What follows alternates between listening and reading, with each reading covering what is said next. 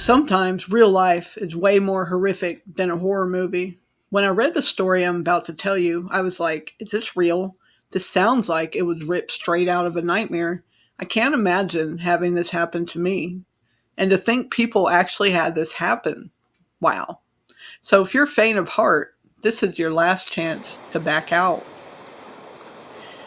In October of 1870, five families of spiritualists homesteaded in and around the township of Osage in the northwestern Labette County, Kansas. Now, for those that don't know what spiritualists are, they're basically people that believe the spirits of the dead can communicate with living people, such as mediums, etc.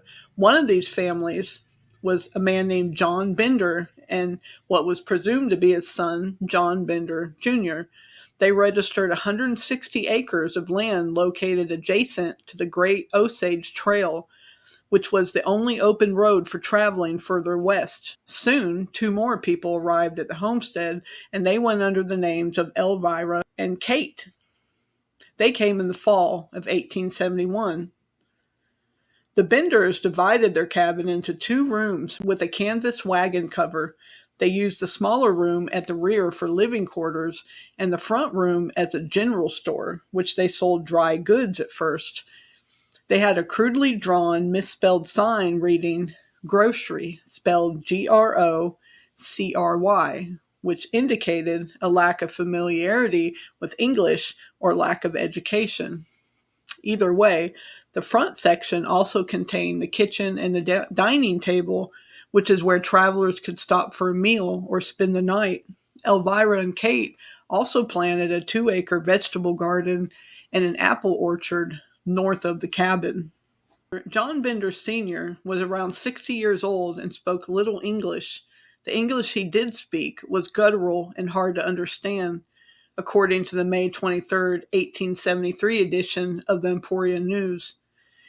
Elvira Bender was 55 years old. She allegedly spoke little English and was so unfriendly that her neighbors called her the she-devil. John Bender Jr. was around 25 years old and handsome with auburn hair and a mustache. He spoke English fluently with a slight German accent. He was also prone to laughing for no reason, which led many people to call him and consider him a half-wit. Kate Bender was around 23. She was cultivated and attractive and spoke English very well with very little accent. She was a self-proclaimed healer and psychic. She also distributed flyers advertising her supernatural powers and her ability to cure illnesses. She also conducted seances and gave lectures on spiritualism, for which she gained notoriety by advocating free love. Kate's popularity became a large attraction for the Benders Inn. Although the elder Benders kept to themselves, Kate and her brother went to Sunday school in nearby Harmony Grove. The Benders were widely believed to be German immigrants. No documentation or definitive proof of their relationships to one another or where they were born has ever been found. John Bender Sr. was either from Germany, Norway, or the Netherlands. Elvira, they thought, was born Elmira Hill Mark. She married Simon Mark, with whom she claimed to have had 12 children. Elvira was rumored to have murdered several husbands, but none of these rumors were ever proven. Kate was reportedly Elvira's 5th daughter. Some of the Benders' neighbors claimed that John Jr. and Kate were not brother and sister, but in fact were husband and wife. Documentation of what people said about the Benders at the time was as follows. John Sr., the old man, was a repulsive, hideous brute without one redeeming trait, dirty, profane, and ill-tempered. Elvira, old Mrs. Bender, was a dirty old Dutch crone. Her face was a fit picture of the midnight hag, very unlikable. Young Bender, when excited, reminded people of a grave-robbing hyena. And young Kate was strange for her time period, especially believing in free love and do what you want regardless of what people think, even if it meant things considered morally corrupt to people. She professed to be a medium of spiritualism and delivered lectures on that subject. In her lectures, she publicly declared that murder sometimes is a good thing. Needless to say, they were considered weird, which is sometimes an unfair assumption, but in this case, it was actually the nicest thing you could say about them. In May of 1871, the body of a man named Jones was discovered in Drum Creek with a cut throat and a crushed skull. In February 1872, the bodies of two men were found with the same injuries as Jones, and by 1873, reports of missing people who had passed through the area had become so common that travelers began to avoid the trail. Now, the area was already widely known for horse thieves and villains, so this didn't help. Committees were formed to keep things safe, basically. They often arrested some for the disappearances, only for them to later be released by authorities, and many innocent men under suspicion were also run out of the county by these committees. In winter of 1872, a man named George Newton Longcore left Independence, Kansas with his infant daughter named Mary Ann. He was going to resettle in Iowa, and they were never seen again. In the spring of 1873, Longcore's former neighbor and friend, Dr. William Henry York, went looking for them, and he questioned homesteaders along the trail. Now, Dr. William eventually reached Fort Scott, and on March 9th began the journey back to Independence, not being able to find what happened to his friend, but he never arrived.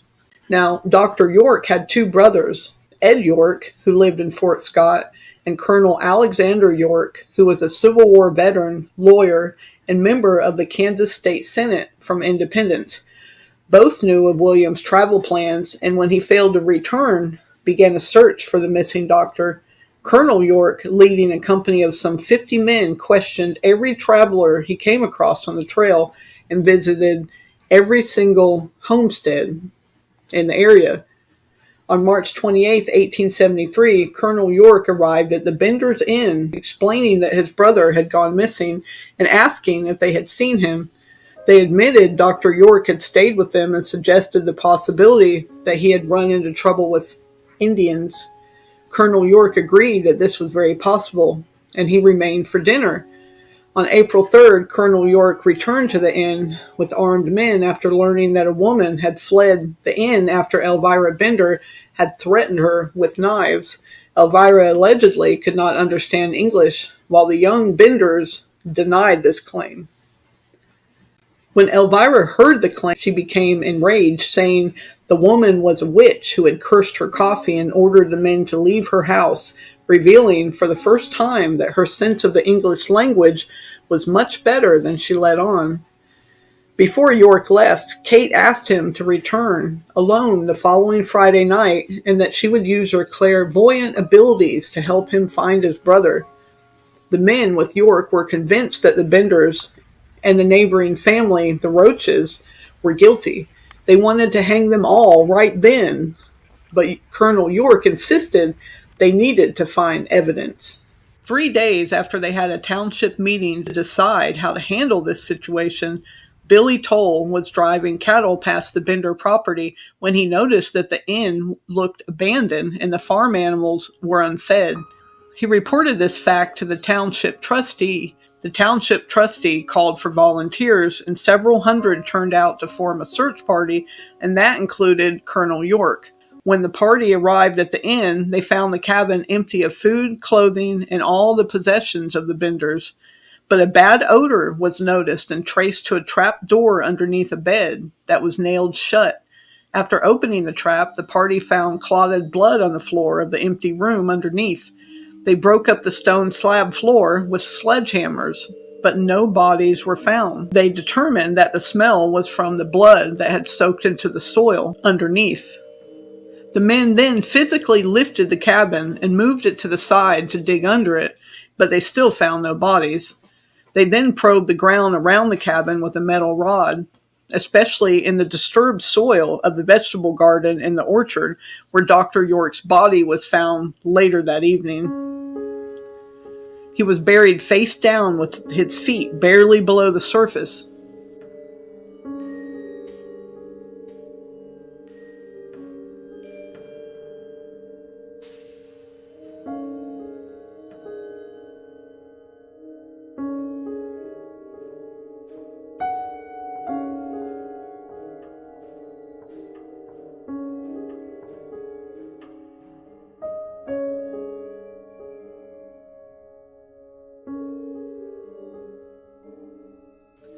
The probing continued until midnight, with another 9 suspected grave sites marked before the men were satisfied they had found them all and retired for the night.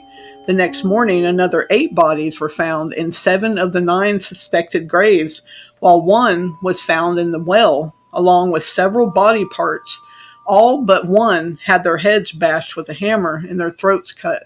The newspapers reported that all were mutilated. The body of a young girl was found with no injuries sufficient to cause death. It was speculated that she had been strangled or buried alive. A Kansas newspaper reported that the crowd was so on edge after finding the bodies that a friend of the Benders named Brockham, who was among the onlookers, was hanged from a beam in the inn until unconscious, revived, interrogated, then hanged again. After the 3rd hanging, they released him, where he staggered home as one who was drunk or deranged. Word of the murders spread quickly, and more than 3,000 people, including reporters from as far away as New York City and Chicago, visited the site. The Bender cabin was destroyed by souvenir hunters who took everything, including the bricks that lined the cellar and the stones lining the well. State Senator Alexander York offered a $1,000 reward for the family's arrest, which is around $25,000 as of 2024. On May 17th, Kansas Governor Thomas Osborne offered $2,000, which is around $50,000 as of 2024. That was a reward for the apprehension of all 4.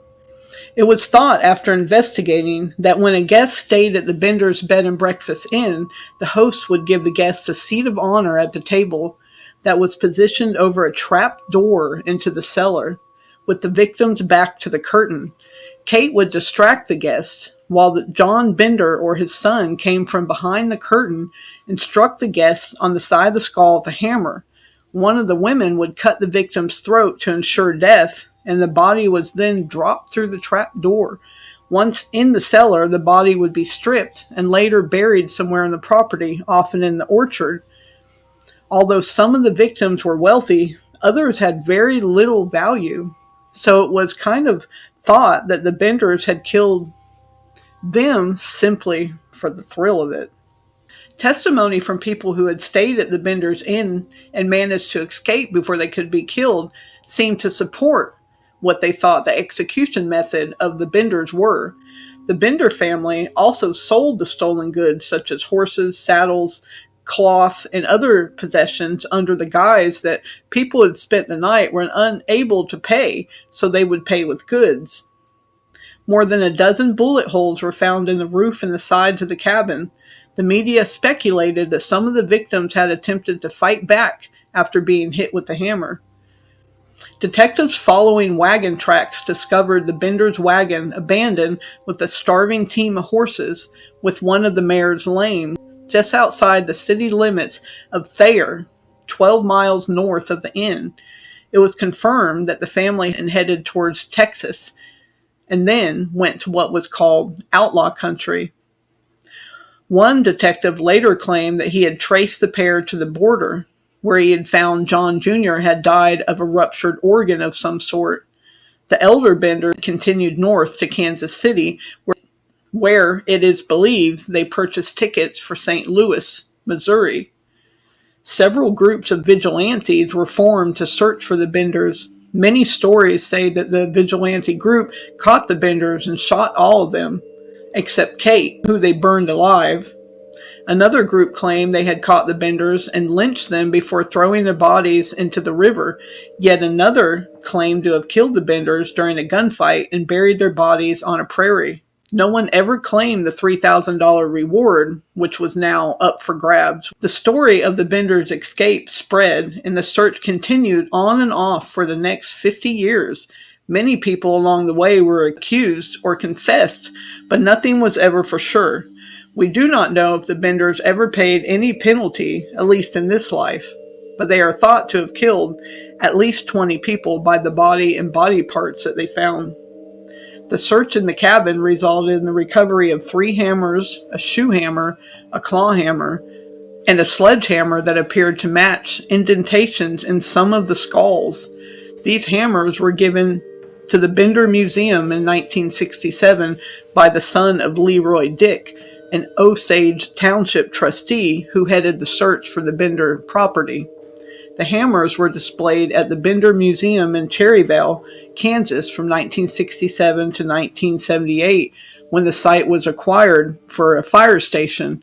When attempts were made to relocate the museum, it became a point of controversy, some locals objecting to the town forever being known the Bender murders. The Bender artifacts were eventually given to the Cherryvale Museum, where they remain in a wall-mounted display case. A knife with a 4-inch tapered blade was reportedly found hidden in a mantel clock in the Bender house by Colonel York. And in 1923, it was donated to the Kansas Museum of History by York's wife. It still bears the reddish-brown stains on the blade. A historical marker describing the Bender's crimes is located in the rest area at the junction of U.S. Route 400 and U.S. Route 169 north of Cherryvale. This story is truly hard to believe, but it happened. I've said it before, bad people are not a new thing. They have always been here. Thank you for watching till the end, and thank you for supporting our channel. We could not do this without you. Please subscribe if you haven't, to help us grow and have freedom to continue our little channel.